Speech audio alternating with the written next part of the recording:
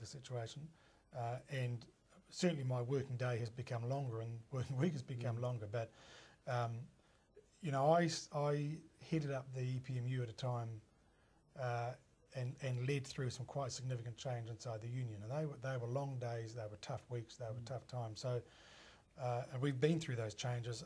I am very confident that I've got the time and the stamina to see through both roles. Again, I will be limited in the functions that I would take up for the Labour Party. The good thing about the EPMU is the state that it's in, the quality of the people we've got. I do delegate a lot more.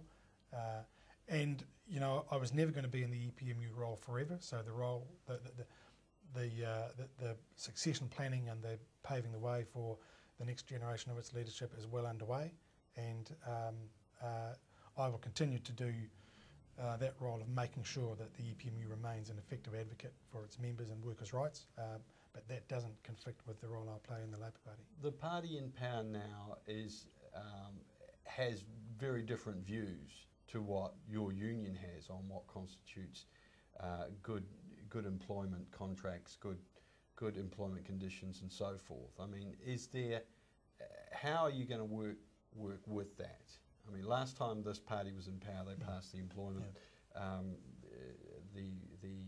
Employment Relations Act. Employment Contracts Act. Contracts Act. Yeah. I mean, how are you going to deal with that? Well, this is the interesting thing, is that a lot of the debate in the last few days has been, well, you know, here's the National Party in government trying to get alongside unions, and how can they possibly work with Andew Little, who's the president of the Labour Party? Well, the truth is that in my role as EPMU Secretary, I've one core focus, and that is about workers' rights and our members' interests.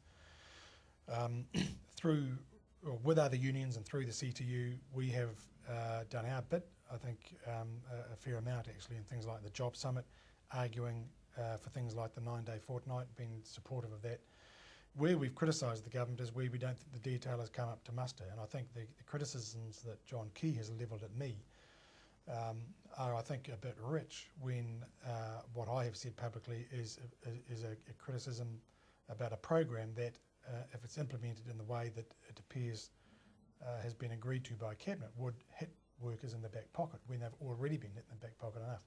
Perfectly legitimate for a union secretary to say that. So I don't buy the line that some people put about that somehow I'm confusing the two roles. I will work with the government, and our union will work with the government where it is about fostering and improving workers' rights and interests.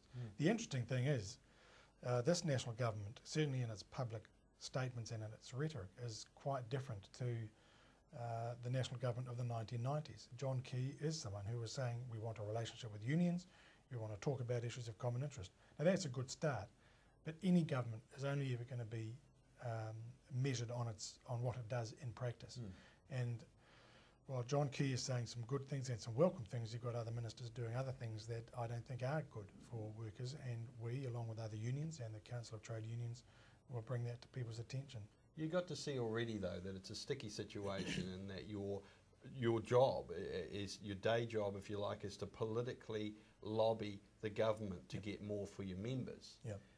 And so you're in the political realm there as a player, and then you say your other role of party president is not political, it's an administrative of a political party. It's a sticky situation and very hard to see when you're being quoted about an issue where you're coming from and who you're representing at times.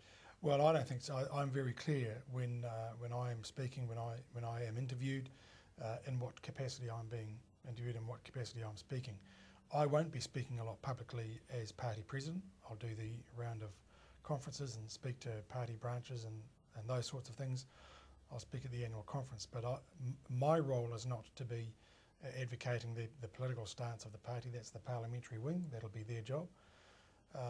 You know, the funny thing is, of course, that when it comes to employment relations or employment law or labour law, is that it is one of those areas of law that is inherently political. And if you look at the origins of the party, the whole reason why the party came about is because unions realised after some of the big industrial defeats in 1912 and before then that if workers really wanted to make a difference in the way the law operated in the workplace and what happened in the workplace. They needed to influence the law-making process.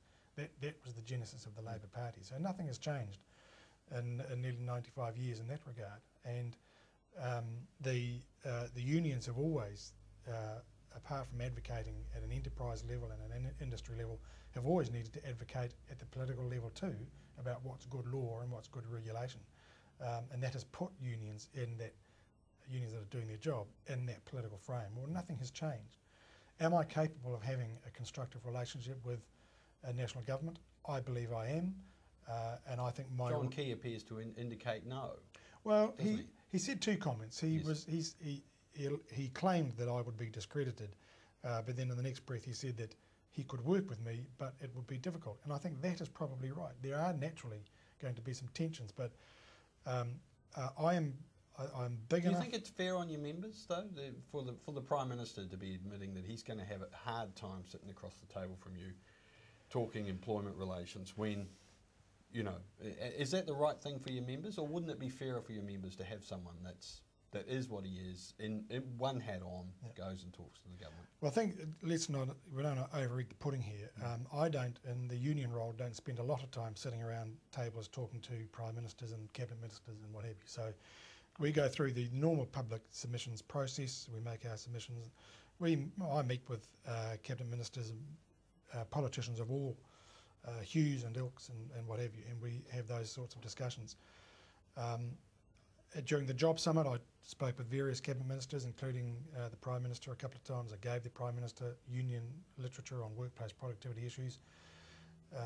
We are about to do an event in May, which is reviewing a project that we've been involved in. We've invited Bill English, who was at the launch of it last year, and Kate Wilkinson. They'll be most welcome to be there. So where there are common interests, where we are focused on those things that will make a positive difference to workers' lives, we'll work with it. Of course we'll work with the government. But even when we are working with the government, as we did with the Labour government, when we see there are things that aren't good for workers, we will publicly criticise. Okay. So when will there be a by-election in Mount Albert? You got any heads up for us there? No, well, it's dependent on what happens with the UNDP position that Helen Clark is applying for. I don't know what the timetable is for a decision on that. But unless and until that happens, then of course we can't give any indication about what will happen in Mount Albert. Would you stand there? No. Okay, and what about 2011? Is your plan still to stand as an MP somewhere at that point? Yeah, I've indicated that I'm keen to do that, and that is. Are you going to keep all the other jobs as well? No, I won't do that. No, in fact, I've been very clear. I wouldn't continue the party president role as an MP. I think it is important for there to be a separation between the parliamentary wing and the party organisation for a bit of check and balance. So I certainly wouldn't be continuing that. Obviously, clearly couldn't do the union role at the same time. Brilliant. I thank you very much for coming and talking. You're a busy man. Thank you, Edward. Alrighty, that's Scrutiny for this time. If you wish to contact us, you can email info@tritv.co.nz. Until next time, keep yourself safe.